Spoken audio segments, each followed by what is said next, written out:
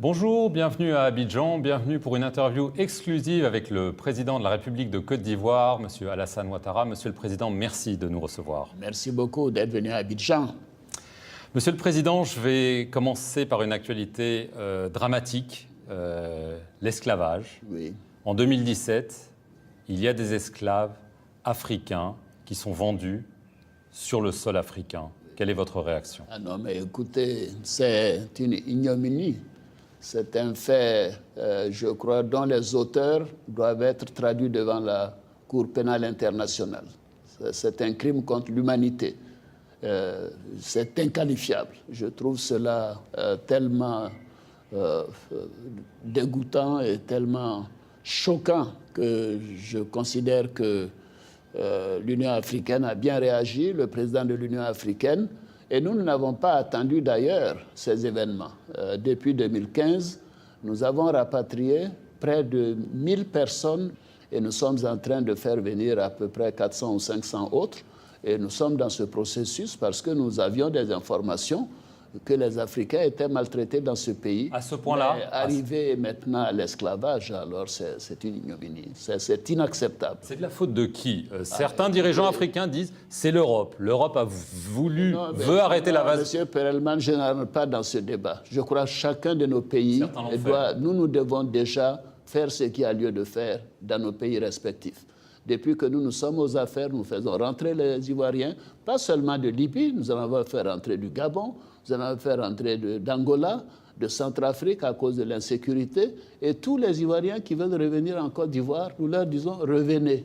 Mais il y en a encore beaucoup qui partent en Italie, par exemple. Mais écoutez, mais si les gens essaient de partir, mais c'est parce qu'ils n'ont pas les opportunités. Mais la Côte d'Ivoire, il y en a de moins en moins. Et je signale que la Côte d'Ivoire est un pays de transit. Parce qu'en réalité, qu'est-ce qui se passe? Les jeunes gens viennent en Côte d'Ivoire, travaillent pendant 1 an ou 2 parce que les salaires sont plus élevés que dans les pays voisins, arrivent à économiser de l'argent et prennent la route du désert et ensuite de la Méditerranée, de l'Italie. Et quand ils arrivent, ils disent on vient de Côte d'Ivoire. Mais ça ne veut pas dire qu'ils sont ivoiriens. Nous nous condamnons à ce genre de pratique. Mais est-ce que vous dites quand même l'Europe confie à la Libye, qui est un État de non-droit depuis l'intervention occidentale. Je trouve que ce n'est pas mon débat, ça. Est-ce que l'Afrique est responsable? Ça, c'est peut-être l'Union africaine a montré une position que je partage. Maintenant, chaque pays africain doit s'occuper de ses ressortissants. C'est notre première responsabilité. Donc vous prenez une part de responsabilité dans ce drame? Bien évidemment que nous prenons une part de responsabilité. Mais nos concitoyens qui sont allés également ont pris une part de responsabilité. Nous devons faire en sorte que nos ressortissants aient des emplois, que cette jeunesse se sente bien chez elle.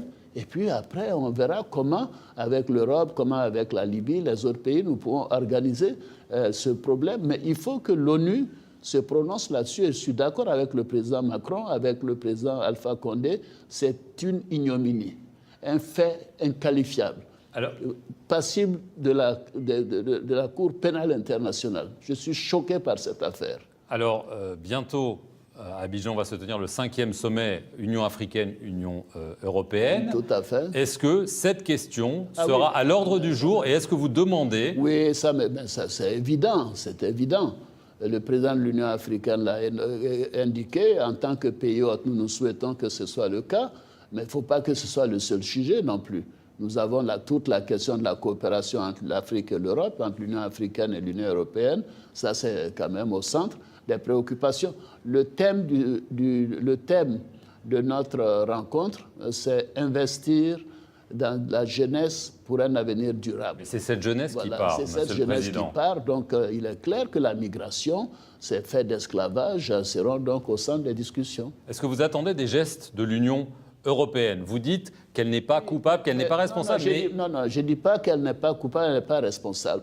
Mais vous savez, ce que les autres font, c'est leur politique. Et vous attendez un geste? Mais bien sûr, il faut que l'Europe s'ouvre. Il faut que l'Europe s'ouvre, que l'Europe fasse en sorte que ces jeunes gens, surtout quand ils sont qualifiés, donc soient à mesure d'aller de faire des études, puissent faire des stages de formation, etc. Mais ne pouvons pas considérer que nos problèmes de chômage doivent être réglés par l'Europe, bon sang. Mais nous avons un taux de croissance de 9% par an depuis 5 ans. Nous avons créé près de 2 millions d'emplois. Voici la réponse à ce problème. Notre jeunesse doit avoir du travail dans nos pays. Et nous accueillons 6 millions d'Africains sur notre territoire, sur les 24 millions. C'est montrer donc notre ouverture, mais je ne veux pas être donneur de leçons aux autres pays. Est-ce que vous attendez du concret de ces sommets? On sait que c'est important, c'est oui. évidemment symbolique pour la Côte d'Ivoire qui a tant souffert, mais à part les beaux discours, les belles annonces, qu'est-ce que vous attendez? Mais écoutez, d'abord, le thème du sommet, investir dans la jeunesse. Donc nous attendons de ce sommet que nous puissions dégager des éléments concrets sur les questions de l'emploi de la jeunesse, la formation de la jeunesse, l'innovation, parce que la jeunesse est très attirée par l'innovation. Qu'on discute entre nous et qu'on trouve des réponses aux questions de paix et de sécurité, ou à l'inverse, le problème du terrorisme. Et je profite de l'occasion pour présenter mes condoléances au président Al-Sisi et au peuple égyptien pour l'attaque terroriste qui vient de se développer. Mais ça, c'est un élément essentiel. Nous avons quand même dans notre région, nous avons le problème du Mali, le Burkina, nous avons quand même le Niger, nous avons Boko Haram, le Tchad, nous avons un certain nombre de pays, ne serait-ce qu'en Afrique de l'Ouest, où ces problèmes sont réels. Dont la Côte d'Ivoire, monsieur le Président. Bien sûr, la Côte d'Ivoire, l'attaque de Grand Bassam, mais en plus de cela, la question du climat. Vous êtes arrivé il y a quelques jours, nous sommes quasiment au début de l'harmattan, il ne fait que pleuvoir. Il y a un dérèglement climatique qui a des conséquences terribles sur donc, les populations, sur nos récoltes, sur les infrastructures.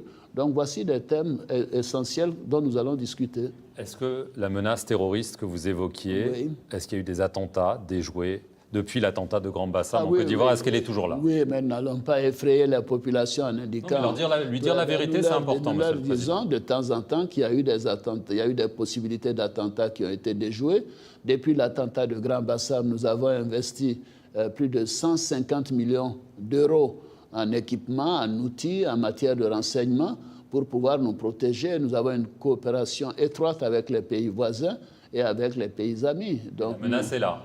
Bien sûr, ce n'est pas 100% garanti, on le voit partout d'ailleurs. Parce que la situation au Mali se dégrade, il faut être honnête. Oui, c'est vrai, le Mali c'est difficile, nous avons des problèmes également au Burkina, au Niger. Je me suis soulagé de voir qu'au Nigeria, ça va mieux avec les efforts du président Buhari contre Boko Haram. Mais ce n'est pas réglé, mais ça va mieux, ça va mieux.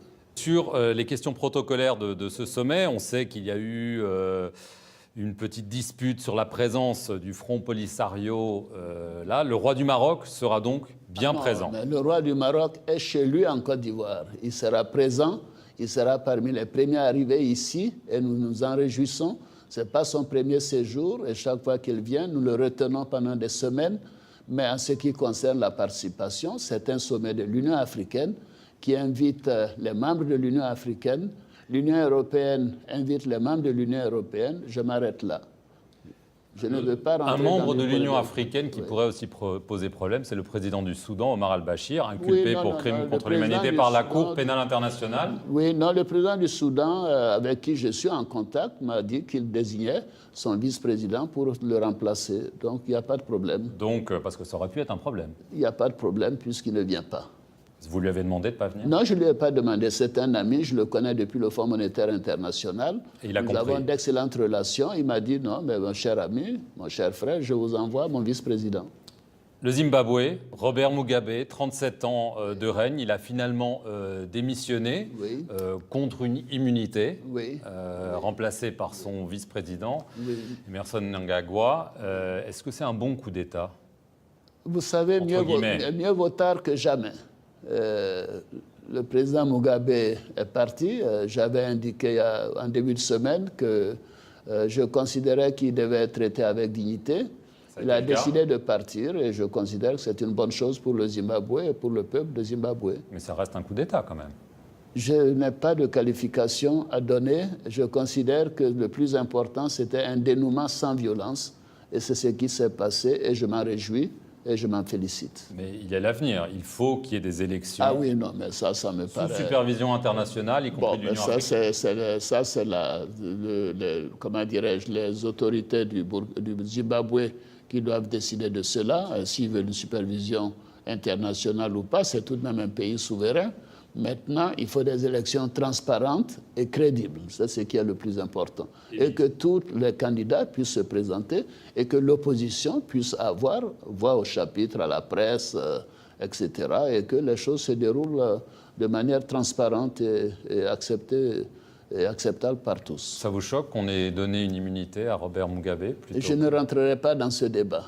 Parce que ça a été un débat, évidemment... Mais c'est le droit zimbabwéen. Si on dit qu'un président qui démissionne a droit à des immunités, mais pourquoi les priver? Pourquoi priver Robert Mugabe de cette immunité, puisqu'il a démissionné? Il pourrait être poursuivi par une justice internationale, par exemple. Mais si la justice internationale estime qu'il y a des faits qui lui sont reprochés, je crois que l'on verra avec le temps.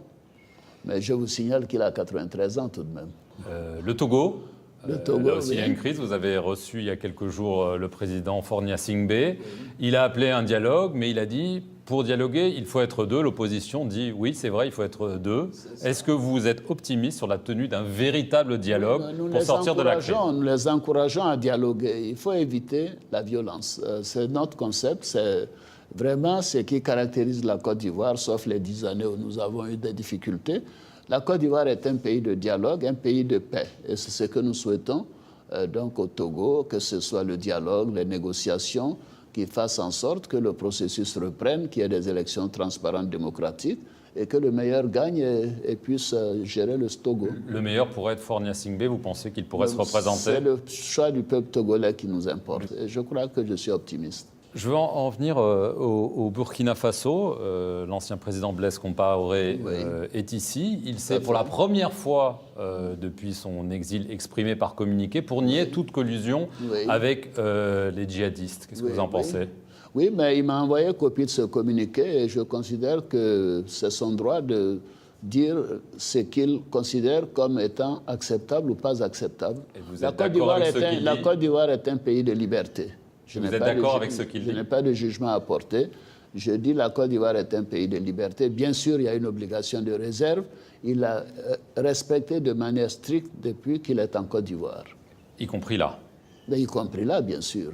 Je vais en venir à l'enquête sur le putsch manqué au Burkina Faso. Il y a eu dans la presse récemment des extraits du réquisitoire du juge qui dit que votre chef d'état-major particulier, le général Diomandé, aurait versé de l'argent, voire des armes, aux putschistes. Et que donc, comme c'est votre chef d'état-major particulier, vous êtes au courant. Quelle est votre réaction à ça? Je ne suis au courant de rien de cela et je suis sûr que mon chef d'état-major n'est pas mêlé à cette affaire. Donc vous niez... Je ne crois pas à tout ce que s'écrit dans la presse et dans certains médias, croyez-moi.